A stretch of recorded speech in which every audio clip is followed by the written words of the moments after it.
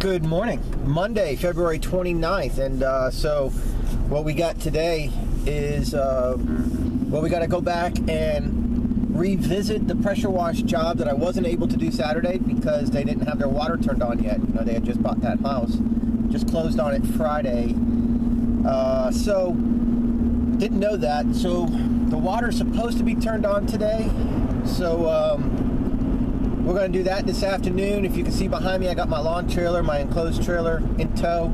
So I got 2 yards to do today and a big, huge, giant leaf cleanup to mulch. So we're going to do some serious leaf mulching today. I had somebody that was going to come Saturday and clean it up. I blew everything into a pile, 2 piles. And he was supposed to come Saturday and just take it away, use his tarp and a rake, and just kind of, you know, bag it up onto a big old tarp, throw it in the back of his truck, and take it away. But his truck broke down, so I don't know how long it's going to be until he gets his truck back working. And it's the house that I got to pressure wash anyways, so I'm just going to run it over with the Gravely zero turn. I'll just run it over and make minced meat out of it, out of the leaves, and just blow it away into the wood line. So, and I got 2 houses I got to do. So we're going to head up here first, do 2 houses, and they're both for sale, and they both want to get just touched up. They've been done this year already a few times, so they just want to get touched up so everything looks good for a show. One of them's being shown at 10, so I'm going to do her now. And then one of them, I don't know, she just asked if it could be done today, so I told her I'd be there sometime around 9:30, 10 o'clock to do that one. So we're going to do that, and then we're going to mulch the leaves, and then we're going to switch hats and put the pressure wash trailer on. And then we're going to,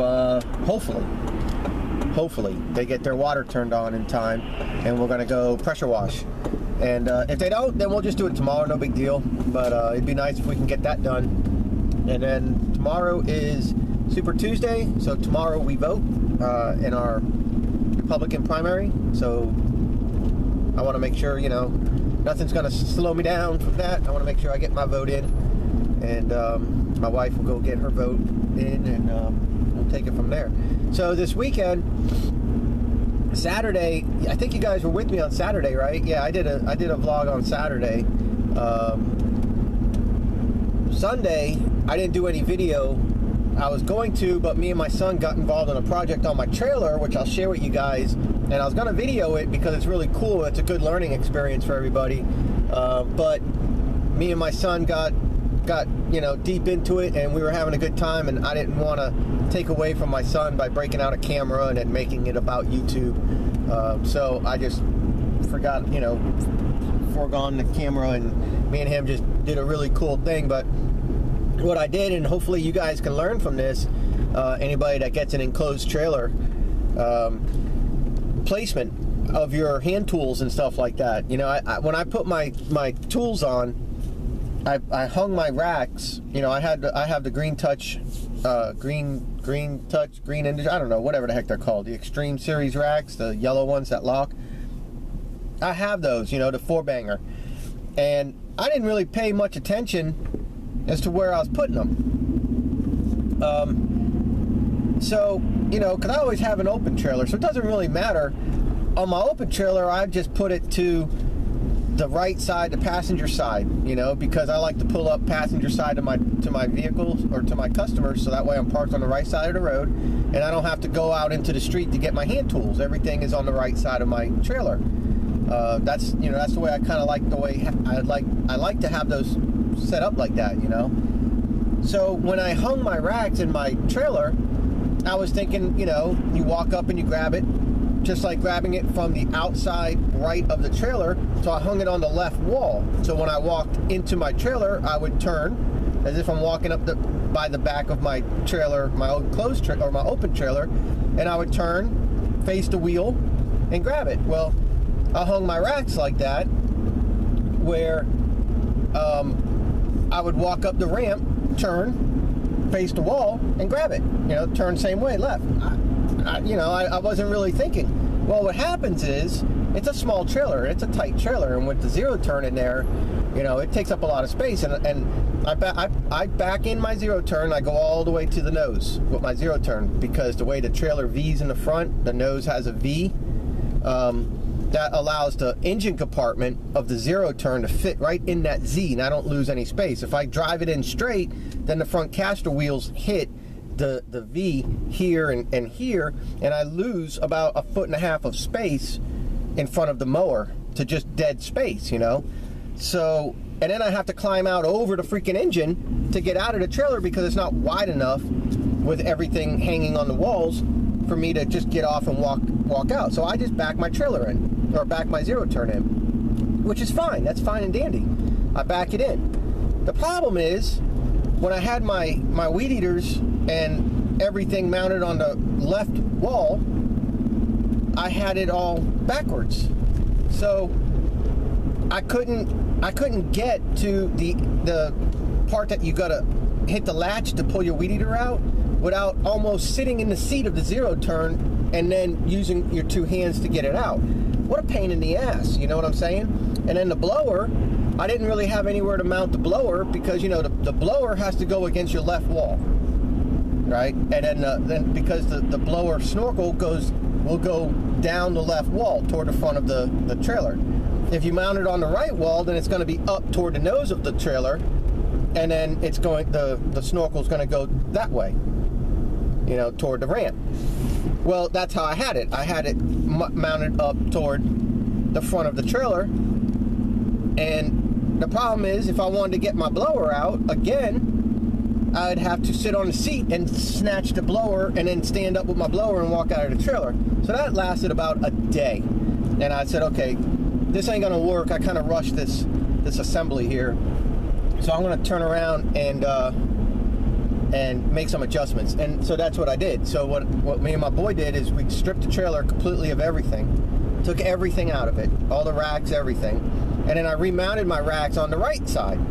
So now when I back my zero turn all the way in, I have the engines and the engine stands and everything on the right, where I could just walk up there and snatch it. Now I could have done the same thing on the left and just reversed the mounts, you know, brought the front mount to the back and the back mount to the front, and then spun the weed eaters around, and then reversed the freaking mounts and reversed the engine mounts, and you know, that the engine support.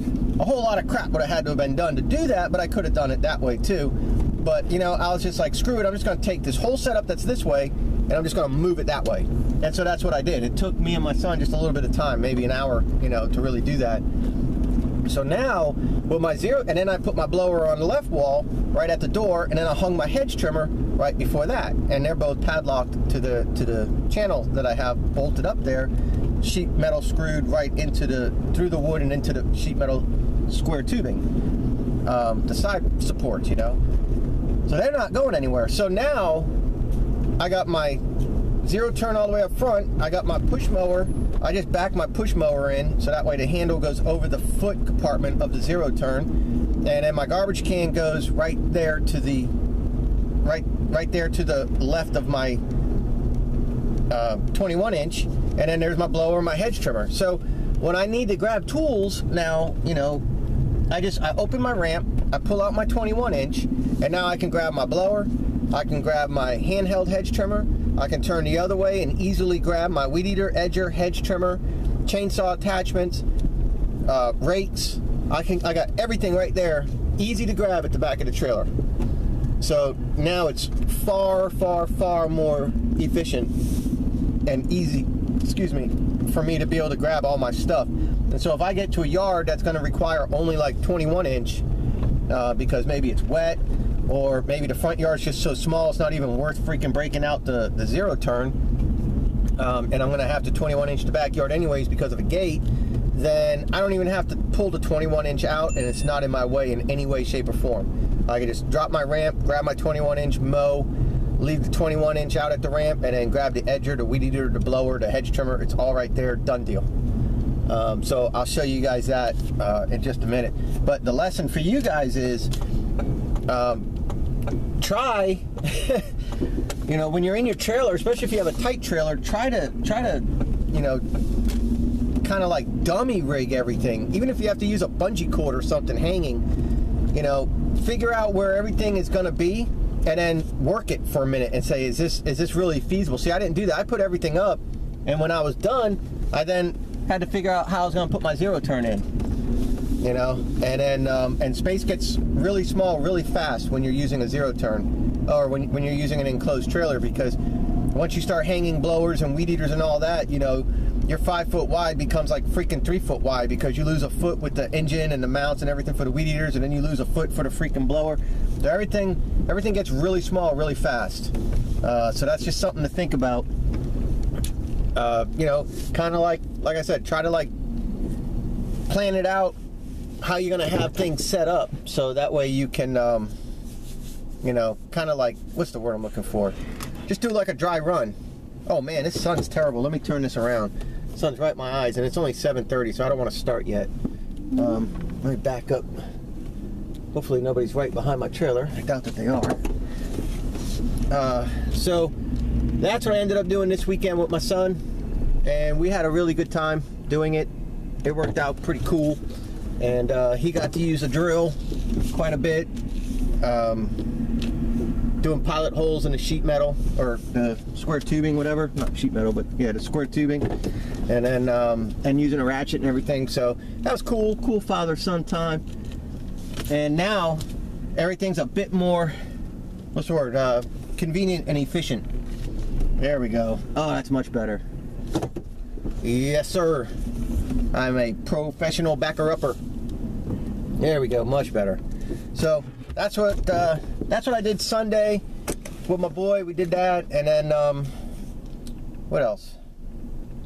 And then I did a little bit of work. I took the other busted up pressure washer hose and used some PB blaster on the fittings, because they were rusted on pretty good and broke torque on those, and so I got my spare fitting. So at some point this week, maybe today, maybe tomorrow, maybe Wednesday, I don't know. At some point this week, I'm going to go grab another 50-foot length of hose.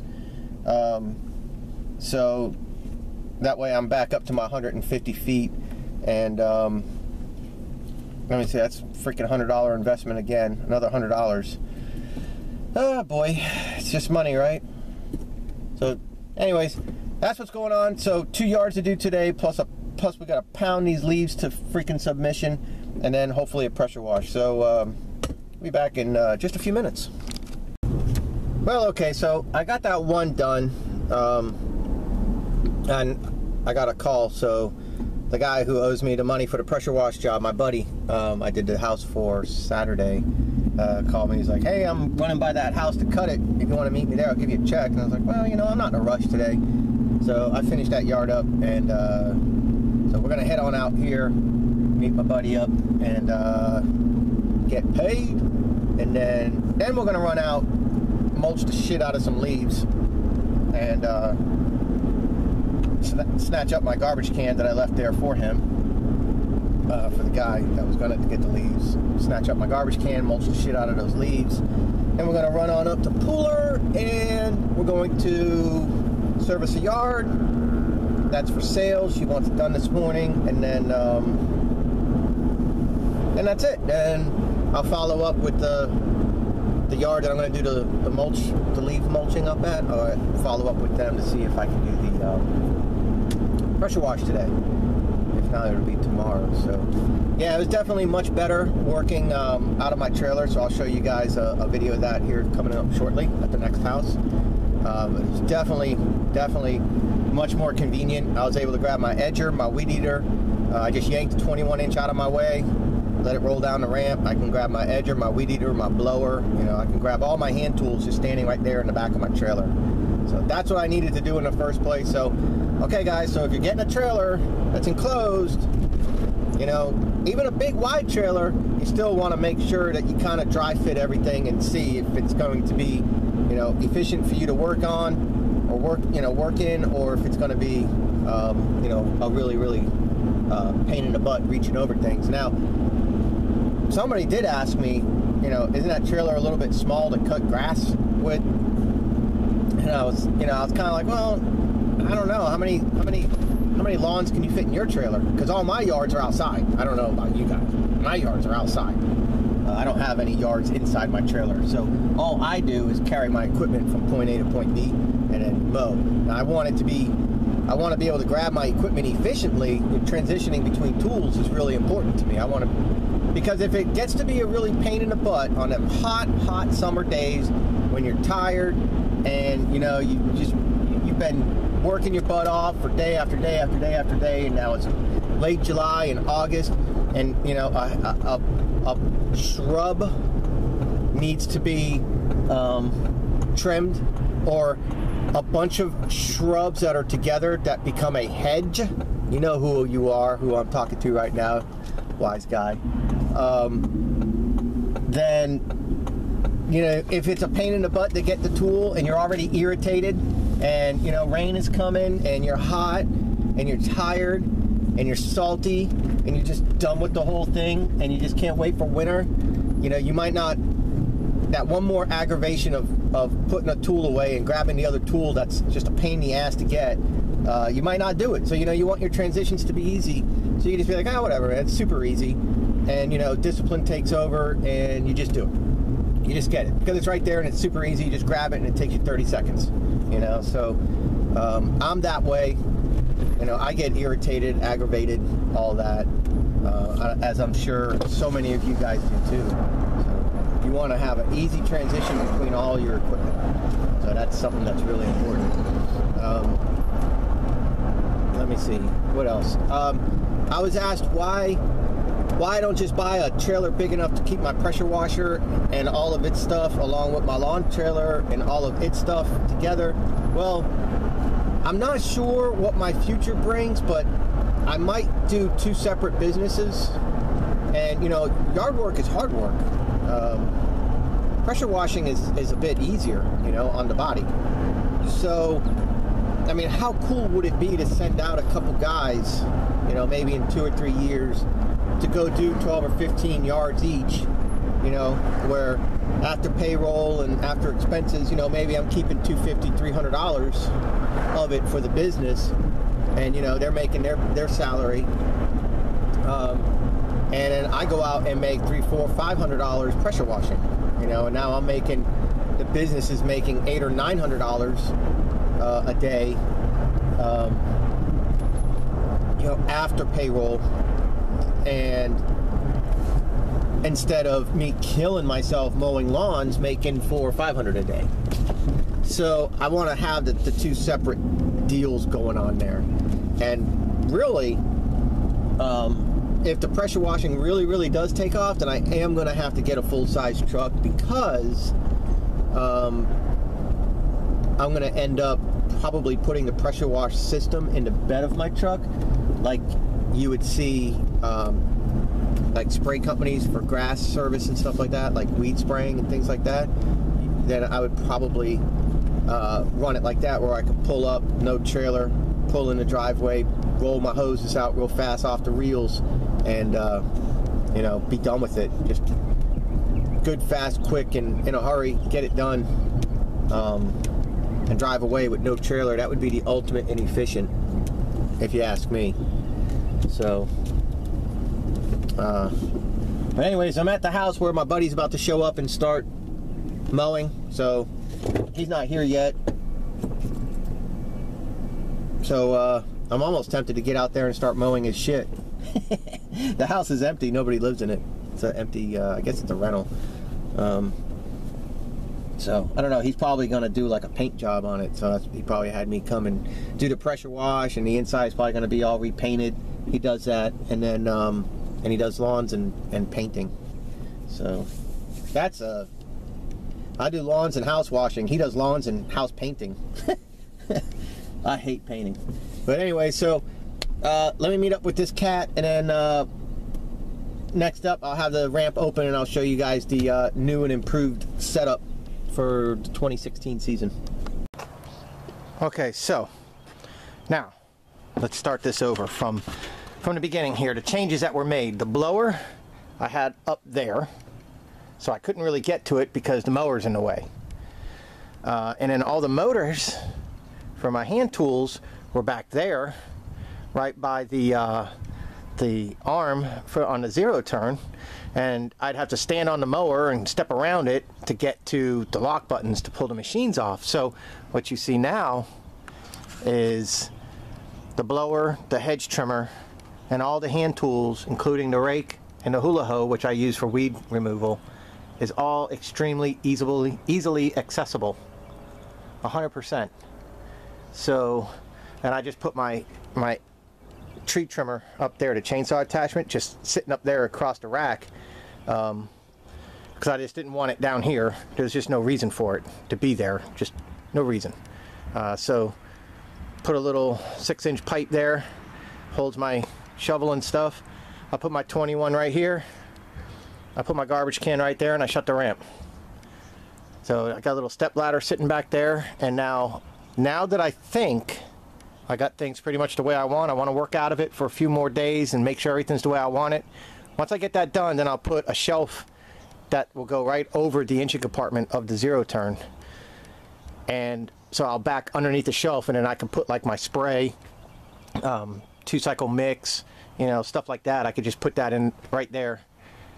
Stuff you don't really need to get very often, because once you mix your spray, you know, that'll last you a little while. So I put, you know, my concentrated mix there, and I usually just keep my sprayer in the bed of my truck just for easy access. So let me stand back a little bit and show you. So, I mean, it's a tight fit, but it's not bad. I mean, there's about a foot of space between the wall and the deck, you know, but once you put your racks on, things get a little bit different. And then right here you got about 6 inches. So, you know, it's a little bit of a tight fit. You could drive it out, no problem, but backing it in, you know, you need to pay attention, turn your head a couple times back and forth as you're backing in. But I mean, it's the price you pay for wanting and having a small trailer.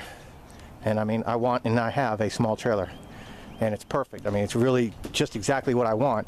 And then the blower's just sitting there with a drop pin through it. I put a padlock on that, and then the hedge trimmer sitting here with a padlock already on it. My kid's got my padlock. I got to get it from him. So, you know, and then, you know, these, everybody by now pretty much knows these. You go like that, and you go like that, and so everything's locked. So there you go. And it's super easy to get to. I can get to all my stuff right there. And so that's why I did what I did. All right. Let me get going. This customer's probably looking at me like, what in the world is this guy doing? All right, so I'll be right back. Okay, so the water's getting turned on tomorrow. Guys there painting right now, and a lot of people are there, so I didn't film it, but I mulched up them big old giant piles of leaves. I mean, it was a lot. It'd be too much to put in this truck. But so whatever, mulched up and gone, so that's a quick few dollars. And the guy that was going to do it for me, I actually already paid him. I left him some cash in the garbage can on the back porch for Saturday, and he went there, grabbed 20, and then called me and said, hey, I gotta do something. So the 20s, and I'll be back. And then he called me from his aunt's house. His truck was broke, and so he just got all types of issues. So I just called him and said, all right, man, just, you owe me, you know, a job. Don't worry about it. We got you covered. I got it taken care of. So I got it taken care of. So whatever. And then I got a phone call. So things are starting to heat up. Things are starting to warm up now. We got a customer just called me. He wants me to do some landscaping type clearing in his backyard. Like, just go through and start clearing out stuff, cleaning up bushes and all types of crap in his backyard. And probably like where the county stuff is growing over his fence, cleaning stuff up like that too, because he's got a really nice pool, and it destroys his pool with debris. So tomorrow is going to be pretty good. We should have this pressure wash that we keep pushing off, and we should have that cleanup in the morning. So we shall see. So today's going to be a little bit short, but anyways, the lesson for today is lay out all your tools, do a dry run, you know, do like a dirty hang of your equipment, make sure everything's going to be the way you want it. That's going to be efficient. You'll be able to work with it before you start drilling and bolting into your trailer. I made the mistake, but now things are so much better, so much easier. I'll be able to work way more efficient and get less aggravated, and that's so important. So that's it for today. Short day, short video. Take care, guys.